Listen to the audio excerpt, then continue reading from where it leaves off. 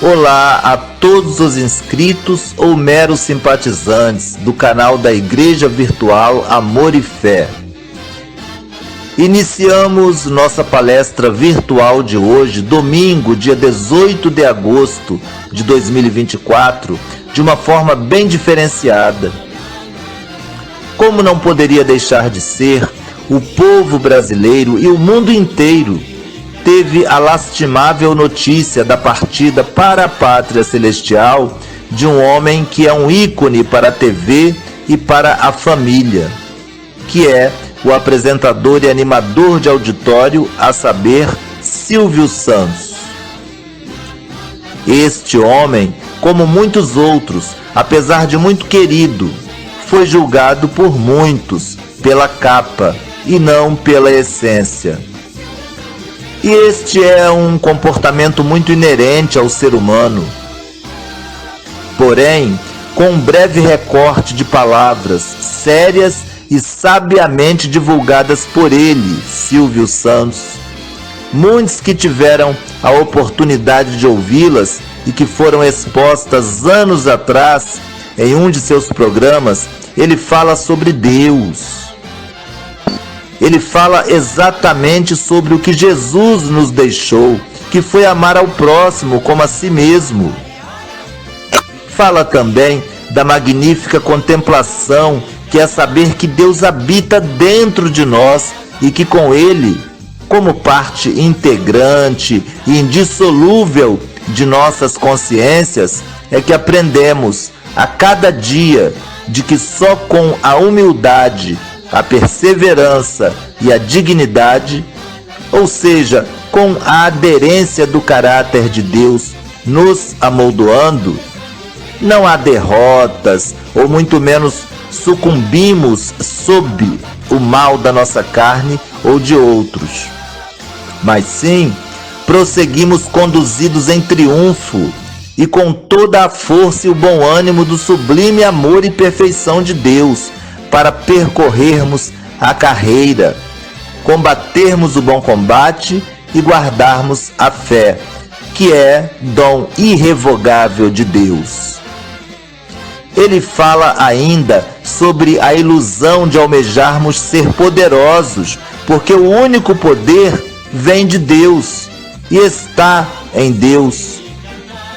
Então, é com nossas condolências a todos os admiradores deste homem que trouxe inúmeros momentos de alegria para a alma de tantos, com sua simplicidade, originalidade e essência divina, que deixamos aqui estes recortes de uma fala tão verdadeira deste homem e tanto quanto nossos sinceros sentimentos de conforto à sua família, aos que o conheceram tão bem e que, com certeza, sabemos que em nosso canal há, sem sombra de dúvidas, muitos que enxergaram este homem não com os olhos da carne, mas segundo a visão do Espírito. Logo em seguida, apreciemos a palestra com nosso também saudoso bispo do amor e da graça, Renato Suete, e que, se ainda conosco estivesse, deixaria de igual modo uma palavra toda especial ao grande ícone da TV brasileira, Sênior Abravanel, Silvio Santos. Estamos bem certos que Deus já o acolheu e ele é mais um que, com seus dons e talentos, assim como o perpétuo bispo e cantor Renato Suete, deixou seu imensurável legado de sabedoria, alegria, esperança e fé em Deus. E assim, um exemplo de ser humano que não se deixou levar pela vaidade ou ilusão da riqueza material que amealhou com o seu trabalho. Até breve! A câmera de televisão transforma os homens nos anjos e as mulheres nos mais santas. Mas vocês vão ver como a vaidade, como o orgulho, como o desejo de realização faz com que o homem progrida ou regrida. Quando eu me lembro da minha mulher que morreu aos 39 anos de idade, com câncer no estômago, e quando eu me lembro que eu dizia que era solteiro, quando eu me lembro que eu escondia as minhas filhas para poder ser o galã, para poder ser o herói, quando falo com a minha consciência, eu acho que é uma das coisas imperdoáveis que eu fiz diante da minha imaturidade. E hoje eu vejo as besteiras que eu fiz, e quando eu vejo alguém fazendo o mesmo que eu fazia, eu olho e digo, meu Deus do céu, como esse homem é infeliz. Eu estava à procura de alguma coisa e não sabia o que. E depois que eu encontrei a minha segunda mulher, me encontrei e encontrei a minha felicidade. Eu costumo ter mais vitórias do que derrotas por uma razão. Quando o ser humano está com a razão, Deus é o seu advogado. Ninguém vence o ser humano quando ele tem razão. Quando o ser humano não está com a razão, Deus é o juiz e o demônio é o advogado de quem está sem razão. Quem tem razão, forte ou fraco, vence sempre. O bem sempre vence o mal. O mal vence por alguns minutos, por algum tempo, mas o bem sempre vence o mal. E não teríamos razão para viver. Mesmo que esta vida termine no pó, não teríamos nenhuma razão para viver se o mal vencesse o bem. Deus me deu saúde, Deus me dá raciocínio, Deus me deu consciência que me rege primeiro, razão que me rege segundo, coração que me rege em terceiro. Quando a minha emoção começa a tomar conta de mim, vem a minha razão e fala, o que é isso? Que besteira é essa? E ainda quando a minha emoção vem da minha razão, vem a minha consciência e fala, olha, eu vou te acompanhar até o último suspiro, hein? Então, a minha razão policia a minha emoção e a minha consciência policiam a minha razão e a minha emoção. Então, eu me preocupo com hoje, só hoje. Amanhã, se eu tiver saúde, e esse Deus, que pode ser o meu Deus, que pode ser o Deus que está dentro de cada um de nós, que pode ser o Deus da natureza, o Deus dos ecologistas, que pode ser o Deus dos budistas, não importa. Esse Deus que nos rege e que nos diz o seguinte, amai aos outros como a ti mesmo. Muita gente pergunta para mim, e o teu dinheiro? O dinheiro é muito subjetivo.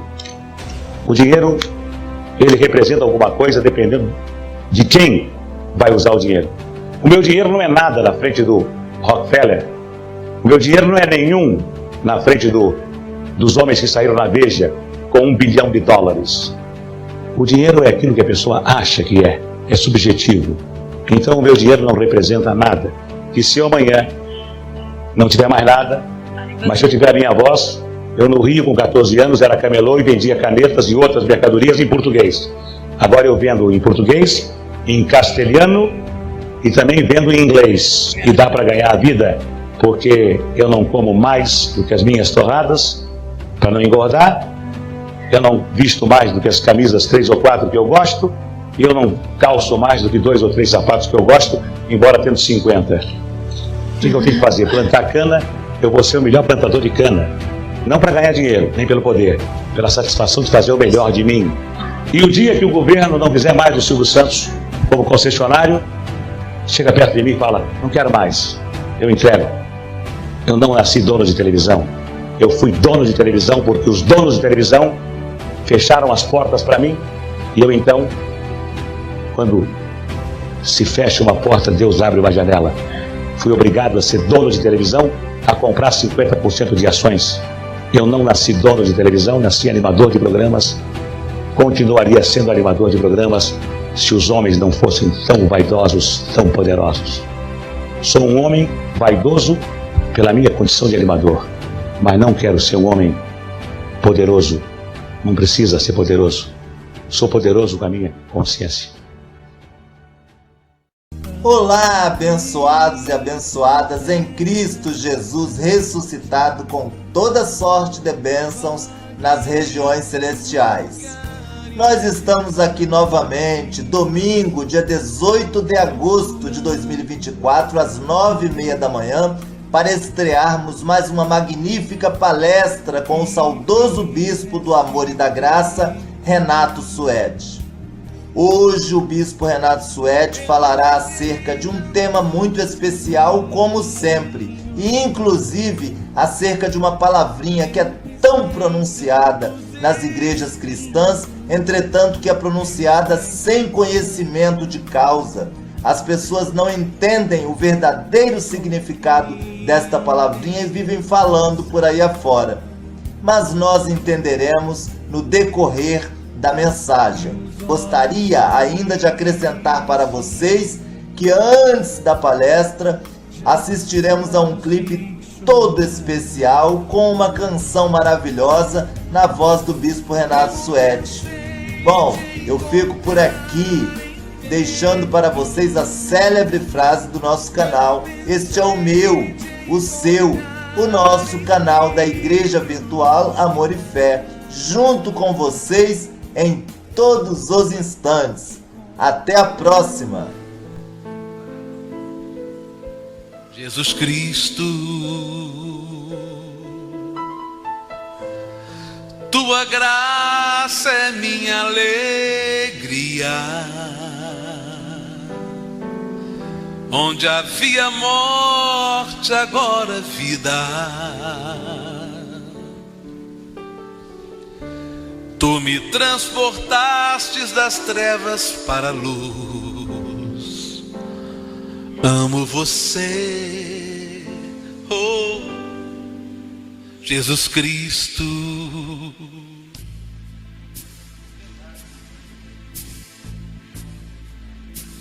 Tua graça é minha alegria. Onde havia morte, agora vida. Tu me transportaste das trevas para a luz. Amo você, pois na lei, nas mãos dos homens eu sofri, mas encontrei força e saí pra nunca mais voltar, nunca mais,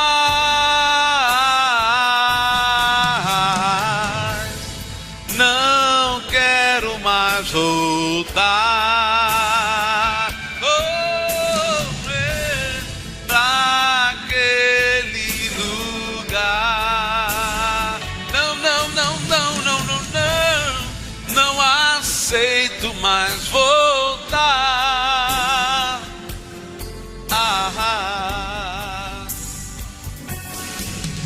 Jesus Cristo, tua graça é minha alegria. Onde havia morte, agora vida. Tu me transportaste das trevas pra luz. Amo você, oh, pois na lei,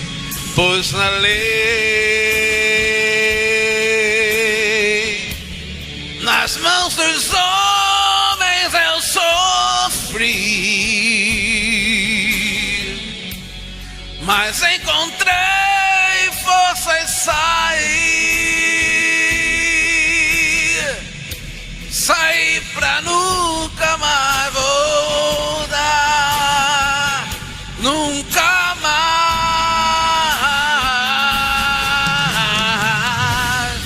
não quero mais voltar, pra aquele lugar.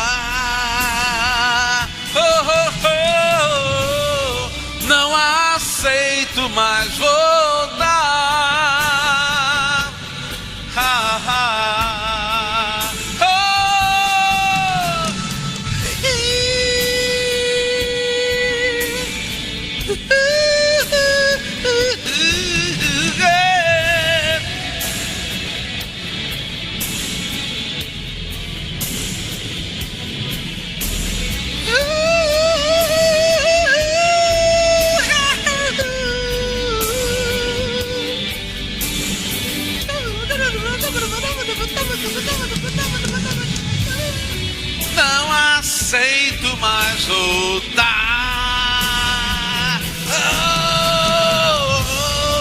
pra aquele lugar. Não aceito mais voltar. Eu quero ouvir a igreja para terminar. Não aceito. Não aceito mais voltar.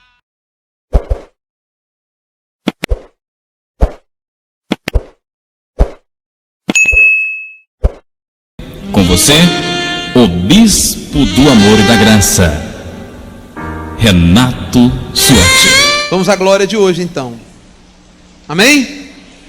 Nosso Deus, nosso Pai, em nome do Senhor Jesus Cristo, nós agradecemos ao Senhor, Deus, que nós venhamos a compreender a Tua vontade, a Tua palavra, e que a Tua palavra venha nos fazer entender que é pela Tua graça que nós somos salvos, livrando-nos assim das heresias que hoje em dia, infelizmente, muitos estão nelas, por não compreender a tua verdade, a Tua vontade. Diga assim comigo: Senhor Jesus, abre o meu coração, para que eu possa entender, para que eu possa compreender a Tua santa e poderosa palavra, em o nome do Senhor Jesus. Amém? Dê graças a Deus, dê uma salva de palmas para Jesus nosso Senhor, bem forte.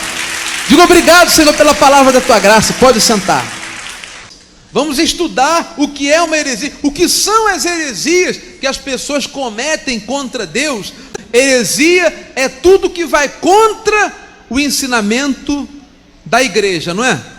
Não, tudo que vai contra o ensinamento de Jesus, de Jesus mesmo. A heresia é uma postura ideológica que a pessoa tem, que vai contra aquilo que Jesus ensinou. Vai contra aquilo que Jesus ensinou. Então, uma heresia é uma apostasia. A grande heresia é a pessoa tratar Deus sem respeito, é a criatura se levantar contra o Criador, que é o homem achar que pode ser salvo por si mesmo. Você nem imagina quantas pessoas cristãs estão dentro de igrejas cometendo esta grande heresia contra Deus. Porque quando a pessoa acha que ela por si pode ser salva, ela está desprezando totalmente o sacrifício que Jesus fez por ela. Então você vê nas igrejas os pastores falando, é comum os pastores falarem: meu irmão, você tem que lutar pela sua salvação, com jejum, clamor, joelho no chão, rosto no pó, porque a sua salvação, porque você tem que fazer isso, fazer aquilo. Quer dizer, eles dizem que o homem pode ser salvo pelas suas obras.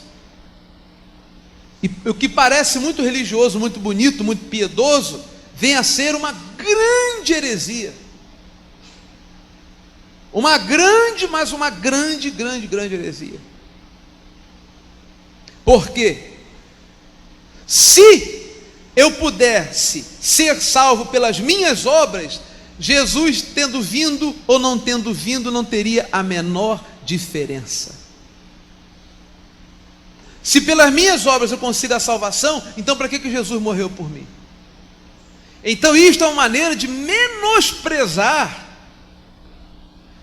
a vinda de Cristo e a ressurreição dele. O sacrifício de Cristo fica desprezado quando o homem pensa que ele por si mesmo pode lutar e conseguir ter a salvação sem depender do sacrifício de Jesus.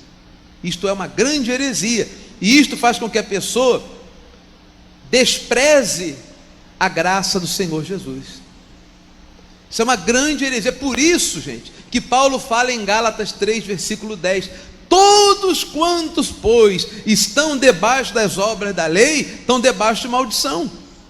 Qual é a maldição? Eu falo: olha, eu vou fazer isso e vou ser salvo.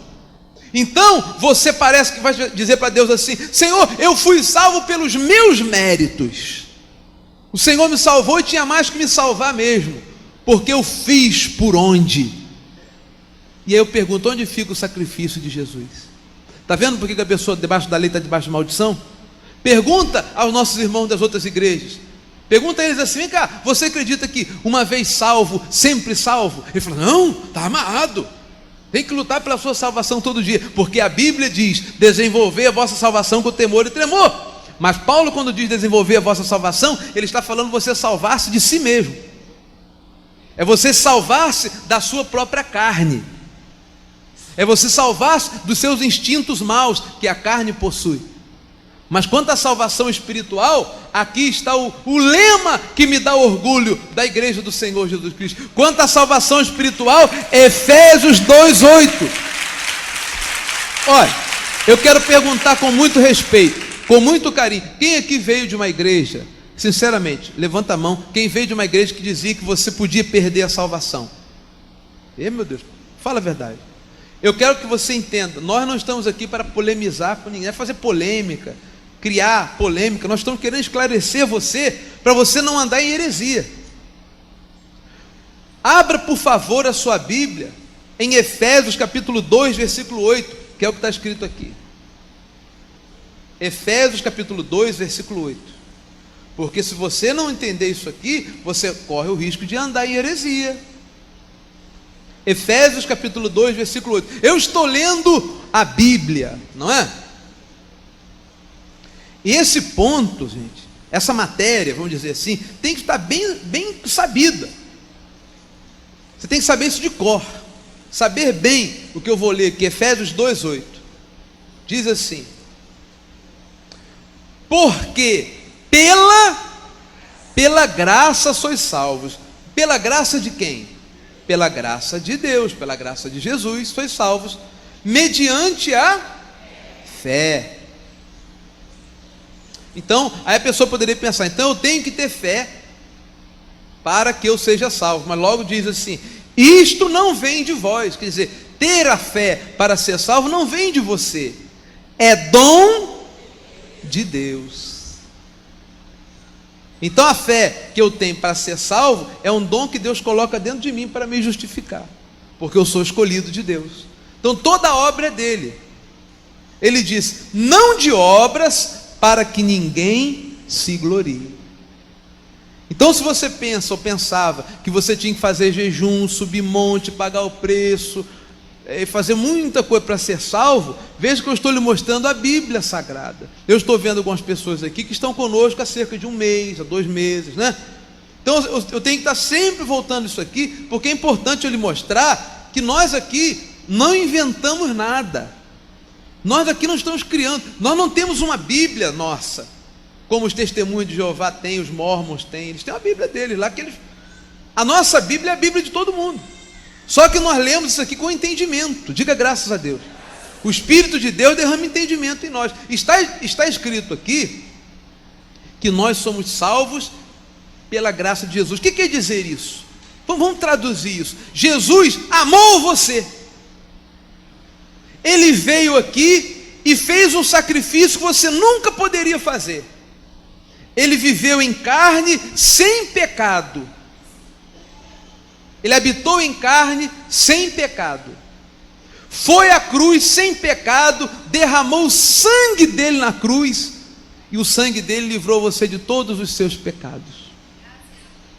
Amém? Livrou você de todos os seus pecados. Então esta foi a obra de Jesus Cristo, que é o Cordeiro de Deus que veio tirar o quê? O pecado do mundo.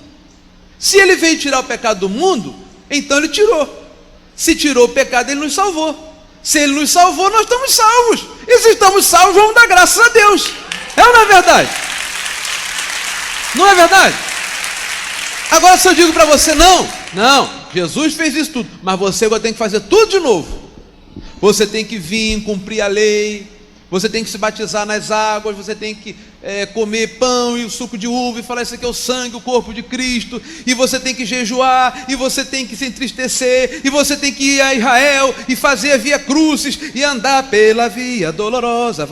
Tem até uma música que canta. Você tem que repetir tudo que Jesus fez. Você iria fazer uma imitação grotesca de Jesus, que você nunca poderia chegar nem aos pés. E mais, você estaria, olha, sinceramente, você estaria cuspindo no rosto de Jesus.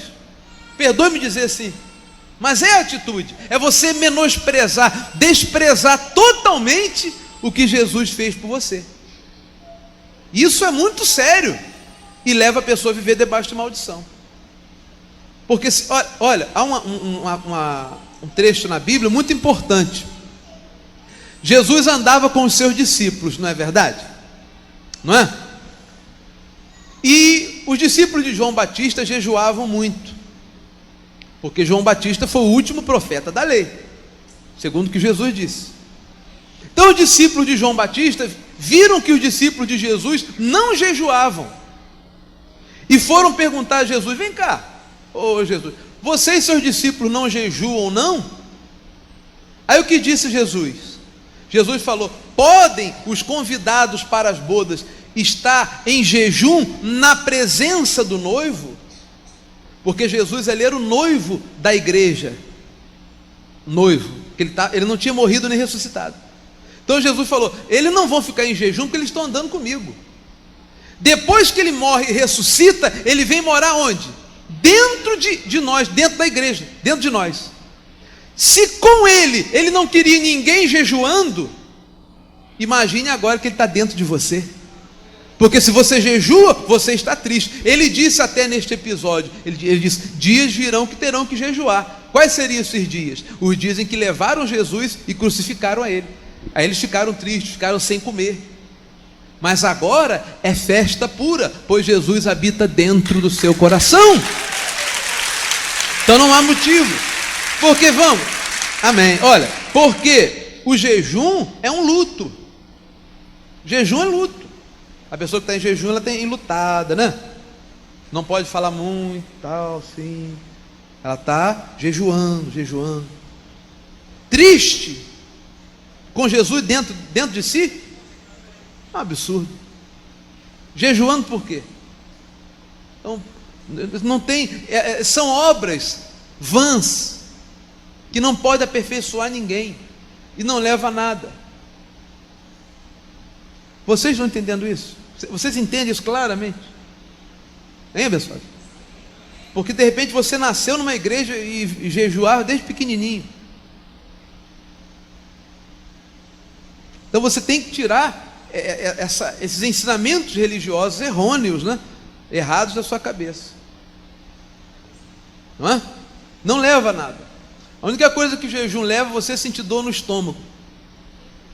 E às vezes, em alguns casos, tem até mau hálito, porque fica muito tempo sem comer, é horrível, né? Então, são coisas que a gente tem que entender, porque parece uma coisa simples, mas não é não. É uma coisa que parece religiosidade. Olha aquele irmão como jejua, chega a estar magrinho de tanto jejuar. É uma pessoa muito consagrada, é uma irmã muito espiritual. Nas igrejas tem isso, né? Aquela irmã muito espiritual, aquela irmã que anda assim com a Bíblia debaixo do braço, e quando alguém tem algo para falar, vai fazer uma consultinha com ela. Somebody love. Irmã, irmã, conta para mim. Aí aquela irmã canta, fala um pouquinho em língua e solta uma profecia. E isso é que a pessoa devia estar acostumada a ir no pai de santo, na mãe de santo. Aí foi para a igreja, quer manter o hábito, aí tem essas profetisas de plantão, que fica fazendo supostas adivinhações. Isso não tem valor nenhum. Essas pessoas, ele é muito espiritual, olha como jejua. Isso, Paulo diz lá em Colossenses, que isso só tem valor para culto de si mesmo, né? Culto de si mesmo. Você sabia? Olha, veja lá em Colossenses. Olha, hoje vocês correm um risco tremendo, que eu estou com a matraca solta aqui para falar. É um perigo, porque essa reunião não pode passar muito tempo. Mas não vou passar não, mas que eu estou com está na ponta da língua.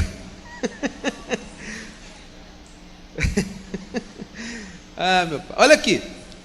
Aqui, ó. Acharam? Claro que não dei referência, né? Capítulo 2, versículo 20 de Colossenses. Mudou o tecladista? Você quer falar alguma coisa comigo? Você tem alguma coisa para falar comigo? Não, você quis ficar aqui. Tá. Não, olha aqui. Tá certo. Capítulo 2, versículo 20. Diz assim, quer ver?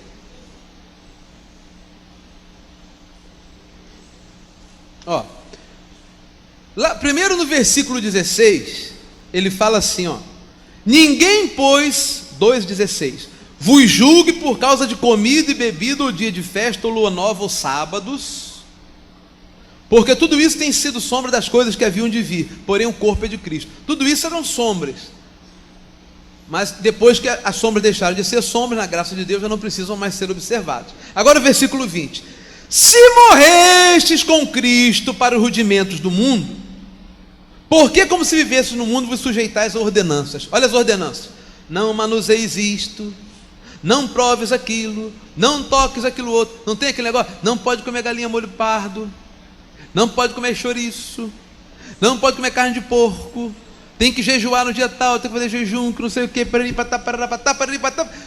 não toque naquilo, que aquilo é do diabo.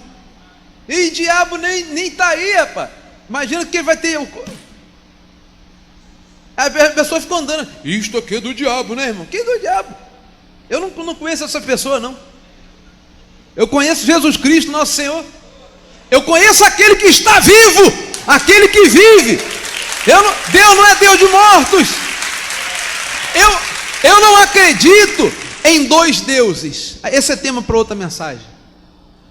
Mas você acredita que há um só Deus? Então você acredita que só Deus é que está aí fazendo a obra.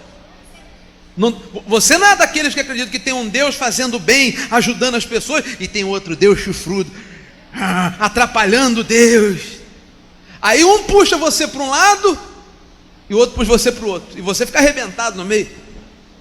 As pessoas pensam que tem dois deuses. Então fala: vamos orar que Deus está querendo fazer um avivamento, mas o diabo está atrapalhando. É um outro Deus então, para ser tão forte a ponto de impedir Deus, que quer fazer avivamento e não pode, depende da igreja. É outra grande heresia.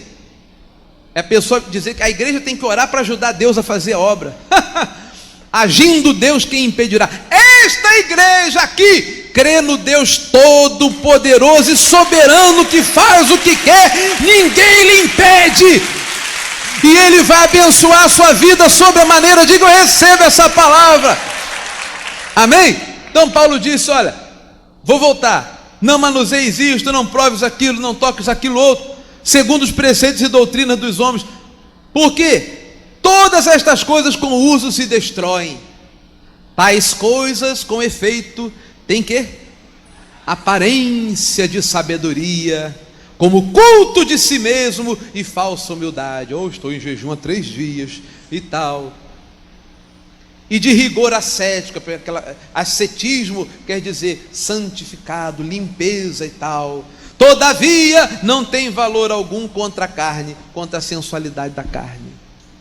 Então tudo isso de a pessoa que jejua muito, a irmã que é muito espiritual, aquela irmã, ela tem 2 marquinhas nos joelhos de tanto orar, que vive de joelho. Isso é culto de si mesmo. Se a pessoa quiser orar o dia inteiro de joelho, ora quieta, lá em silêncio com Deus, não precisa ficar espalhando para os outros na igreja, que eu oro muito. E outras coisas que existem nas igrejas. Você vê, a pessoa fala assim: eu me converti. Aí fala: mas também, olha o meu joelhinho, olha o que eu orei para você se converter. Então quer dizer, a pessoa não se converteu por causa de Deus, não, foi por causa da oração da outra. Que coisa horrorosa. Se você pensar, é o homem querendo tomar o lugar de Deus.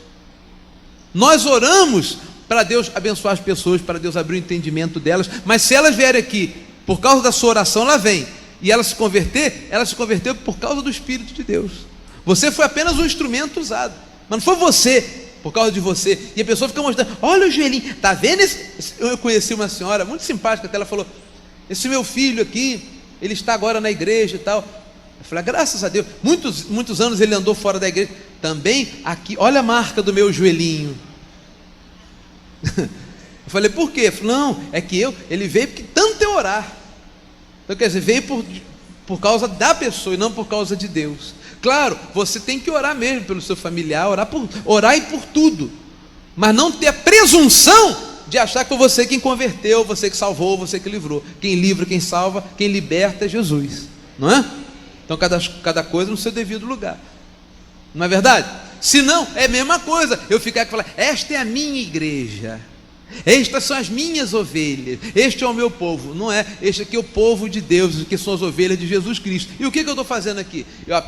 Deus me confiou vocês para passar a palavra dele, e eu tenho que ter muita responsabilidade, seriedade, para fazer a vontade dele, fazer você feliz com a palavra dele. Mas tem pastor que pensa que é dono do rebanho, por isso que eles brigam tanto com as pessoas, expulsa a pessoa da igreja, põe a pessoa em como é que é? Disciplina, né? Você ficou em disciplina, pastor Del? Quando você era da outra igreja? Uma vez? Ficou em disciplina? Ficou em disciplina. Fica em disciplina. Fica tanto tempo afastado. Eu era de uma igreja antigamente, que tinha uma irmã que ficou 15 dias sem poder vir à igreja. Estava em disciplina. Aí no dia da Santa Ceia, o diácono corre lá. Aquele ali não pode. Não tem isso? Tem ou estou inventando? Então, estas coisas só servem para trazer acusação para as pessoas. Não é verdade? Acusação, tristeza, discriminação, porque os pastores pensam que as ovelhas são deles. Não é? Pensam que as ovelhas são deles. As ovelhas são do Senhor Jesus. Bem, então, voltando aqui, se você acha que você pode salvar por si mesmo, você está desprezando a graça de Jesus. Isto é uma grande heresia. 2 Coríntios capítulo 6, versículo 1.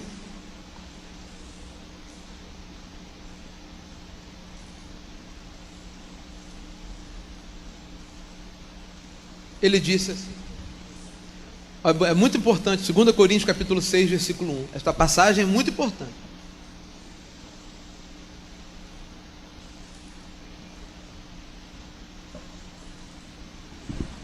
E nós, na qualidade de cooperadores com ele, Paulo dizendo, também vos exortamos a que não recebais em vão a graça de Deus. Está vendo? Paulo está dizendo, olha, nós exortamos vocês, não receba a graça de Deus em vão. Porque ele diz, eu te ouvi no tempo da oportunidade e te socorri no dia da salvação. Eis agora o tempo sobremodo oportuno, eis agora o dia da salvação. Então você não deve receber a graça de Deus em vão. Ele diz, não dando nós nenhum motivo de escândalo, em coisa alguma, para que o ministério não seja censurado. Então, por você conhecer a graça de Jesus, você não deve dar nenhum motivo de escândalo. Você sabe quais são os motivos de escândalo que Paulo se refere? Um deles é a pessoa, depois de conhecer a graça de Jesus, parar de congregar, vir pouco à igreja. Sabe, olha, motivo de escândalo, a pessoa ia na igreja não sei quantas vezes por semana e tal, debaixo da maldição da lei. Depois ela conhece a graça de Deus, aí ela vem na igreja de vez em quando. Isto é um motivo de escândalo, que as pessoas falam assim, ela foi para aquela igreja lá, antigamente ia na igreja, agora nem vai. E vão dizer que você está fazendo isso por causa da graça de Deus. É como certas pessoas que dizem, eu sou salvo, eu sou salvo, sou salvo mesmo, Jesus me salvou, então deixa comigo que agora que eu vou cair mesmo na gandaia, eu vou fazer o que quer. Vai fazer e vai morrer cedo. Vai virar um morto-vivo no mínimo, porque aquilo que você semeia, você colhe. Não é porque você conhece a graça salvadora de Deus que você vai andar em libertinagem. Não é isso que essa igreja aqui ensina, pelo contrário, quando você conhece a graça de Deus, maior é a sua responsabilidade, porque se Deus confiou a você este mistério que estava oculto, até mesmo para você antes, é para que você seja exemplo, luz do mundo e sal da terra. Então aí mesmo é que você não pode dar motivo de escândalo, é o que Paulo diz aqui. Um dos motivos de escândalo é a pessoa parar de congregar. Em Hebreus 10, 25, Paulo diz assim, não deixando de congregar como fazem alguns, antes façamos admoestações, tanto mais que vezes quanto o dia se aproxima. Então quando você conhece a graça de Deus, eu sei mesmo que... e você não valoriza, para de congregar, quase não vem à igreja, você está dando motivo de escândalo, porque as pessoas vão falar mal. Estão entendendo o que eu estou falando? As pessoas vão dizer, essa pessoa era tão fervorosa, agora está lá naquele negócio que fala da graça de Deus lá, e nem na igreja vai. Então você vai ser motivo de escândalo. Você não pode dar motivo de escândalo. Pelo contrário, depois que eu conheci a graça de Deus, eu me tornei muito mais fervoroso a Deus. E é assim que tem que funcionar o conhecimento da graça de Deus. Então parar de congregar é motivo de escândalo. 2, eu anotei aqui, querer fazer tudo que Deus fez, né? Indiferença à graça é o sacrifício de Jesus. Motivo de escândalo é você ser indiferente ao sacrifício de Jesus. Quer dizer, você achar que é você que é salvo pelas suas próprias obras. Veja Romanos capítulo 3, versículo 3, para que tiremos todas as dúvidas. Vou dar várias referências aqui para você ver que realmente você é salvo pelo sacrifício único de Jesus Cristo, nosso Senhor. Romanos 3, 3 diz assim: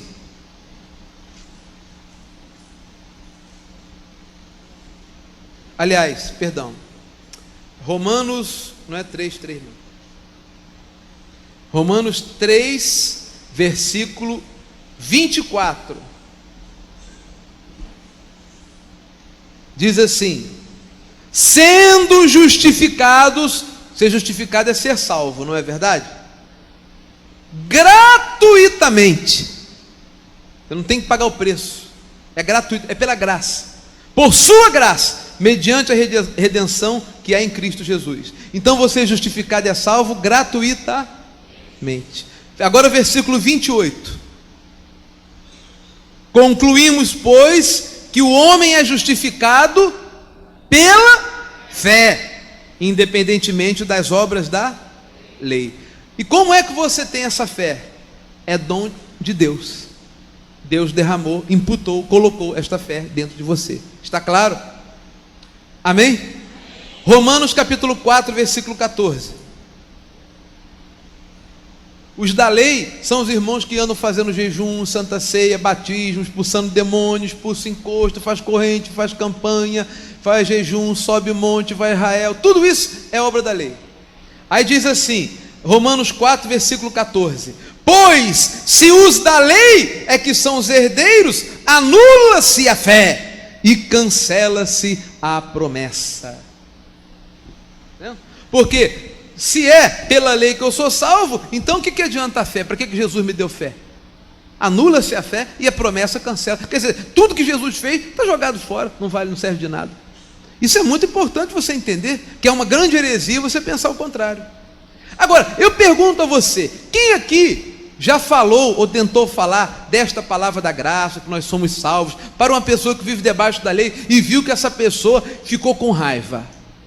Ih, meu Deus, tanta gente assim. Sabe por quê? Olha aqui, Romanos 4, versículo 15. Olha o que acontece.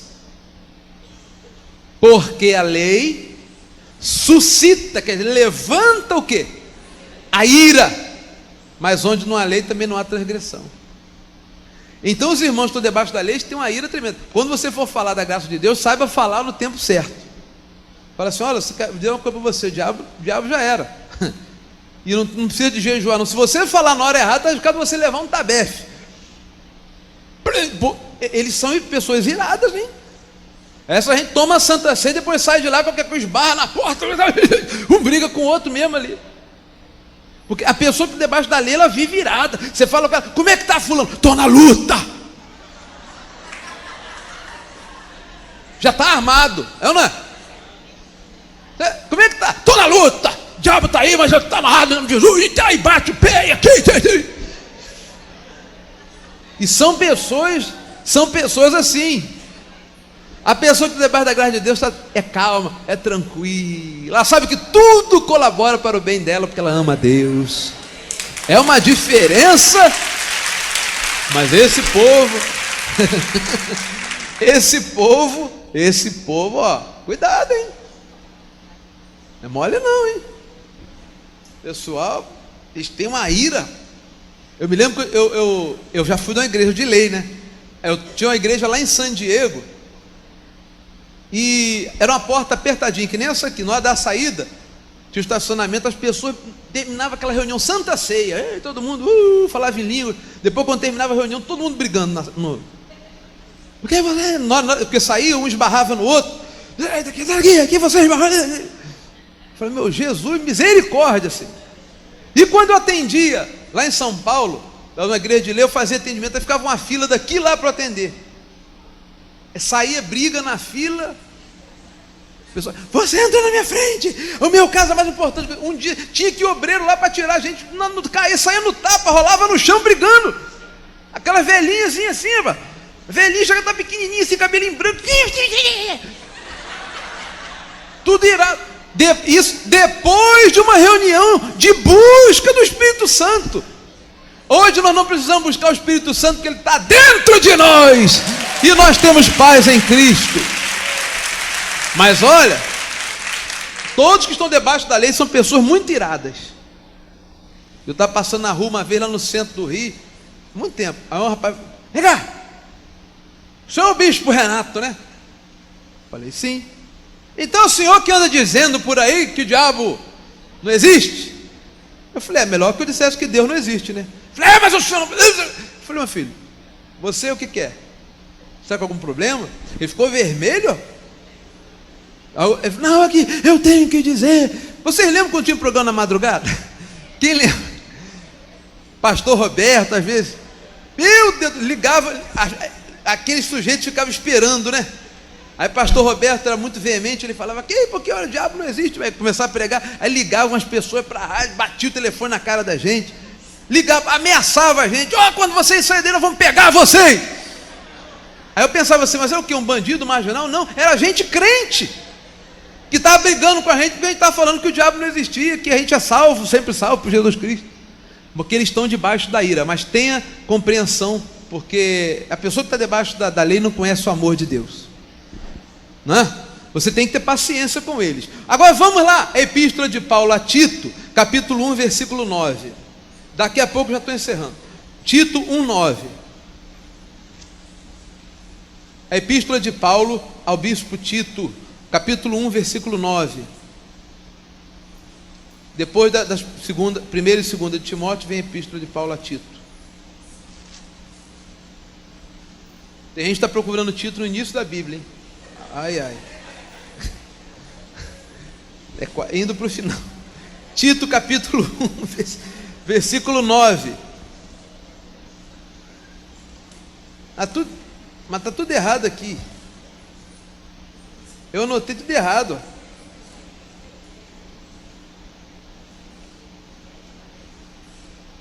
Não é 1,9 nada.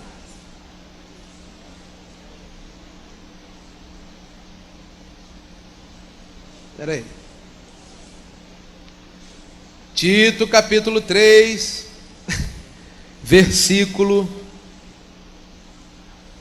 Espera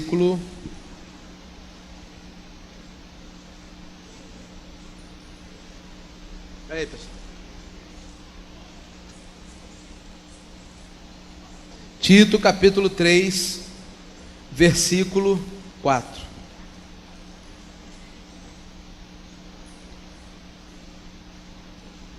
É isso mesmo. Tito capítulo 3, versículo 4 diz assim: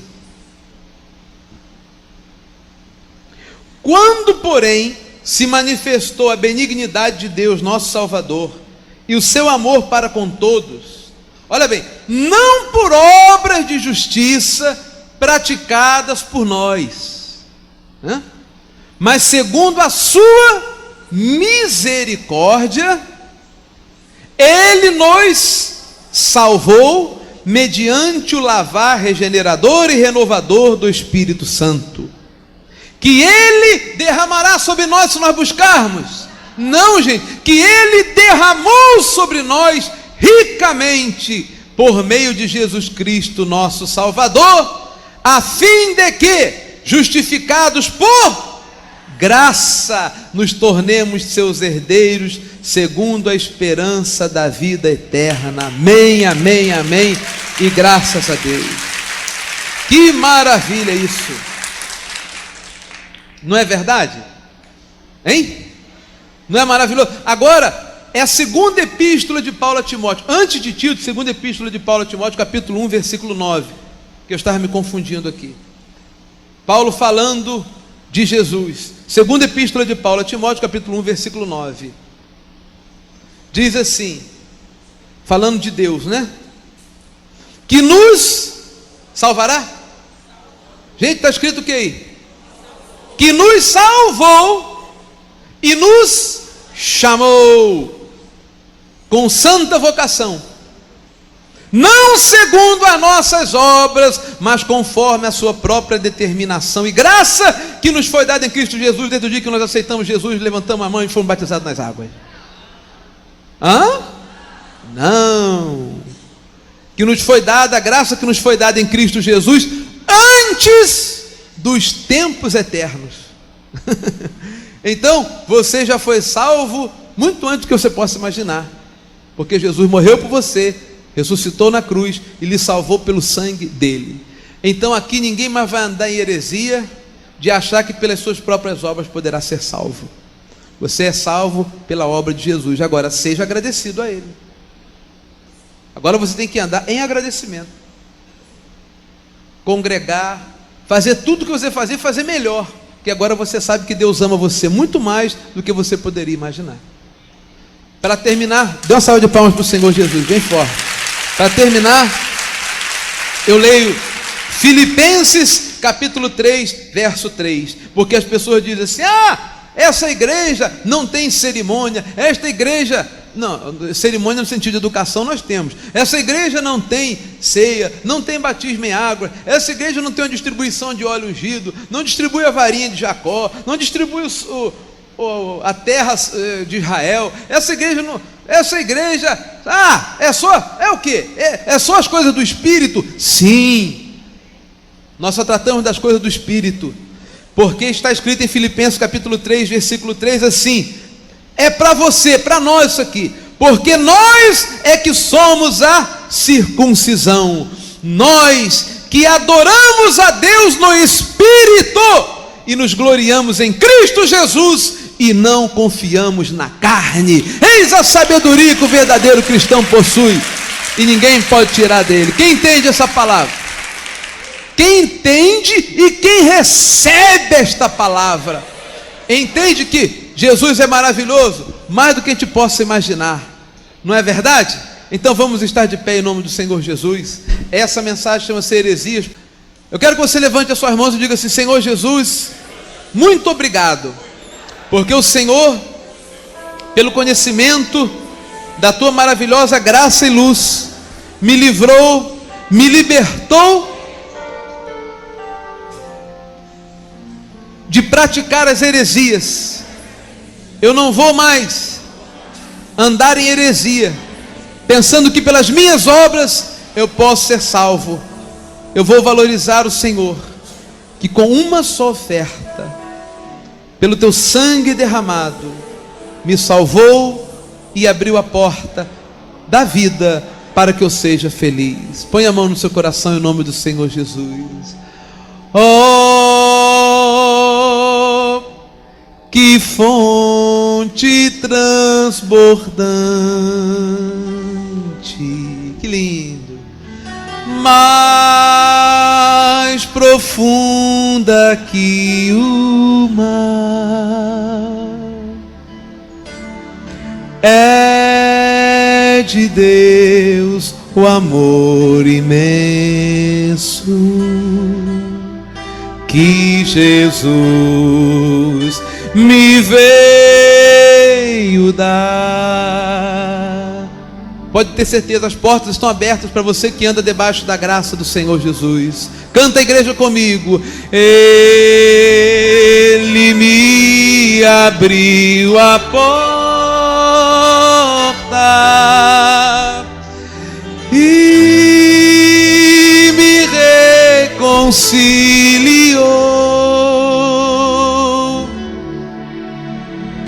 com seu sangue derramado para Deus me consagrou. Há um trecho nessa canção muito bonito que diz assim: como a pomba perseguida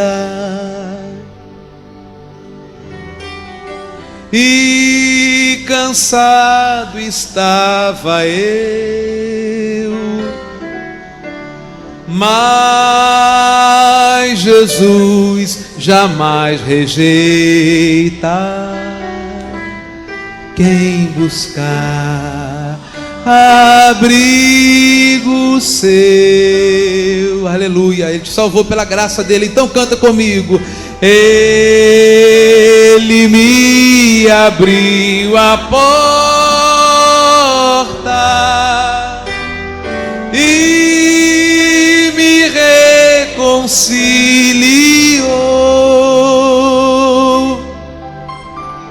por seu sangue derramado, para Deus me consagrou. Ó Deus, nossas vidas estão consagradas a Ti. Nós estamos guardados no Senhor, salvos não pelas nossas obras. E graças a Deus que nós não somos salvos pelas nossas obras, meu Pai. Nós somos salvos pelo Teu Espírito, pelo Teu lavar regenerador. Nós somos salvos pela Tua graça. Obrigado, Senhor Jesus, porque este conhecimento o Senhor dá para aqueles que Te amam. E o Senhor prova o Seu amor para conosco, nos concedendo a bênção de conhecermos este Teu amor, deste conhecimento de que somos salvos, abençoados, e que a porta está aberta para nós. Que todos nós, Senhor, tenhamos confiança naquilo que venhamos a fazer, porque o Senhor vai conosco e nos garante a vitória, em o nome do Senhor Jesus Cristo. Diga: eu recebo que sou salvo, sempre salvo em Cristo Jesus, abençoado Filho de Deus, pela graça e pelo amor do Senhor Jesus Cristo, que me amou e me salvou desde antes da fundação do mundo. Amém, amém, graças a Deus. Declaro os anjos de Deus ministrando na nossa volta, na nossa casa, nos protegendo e nos guardando. Até a próxima. Você é salvo, sempre salvo, abençoado e mais que vencedor. Valeu!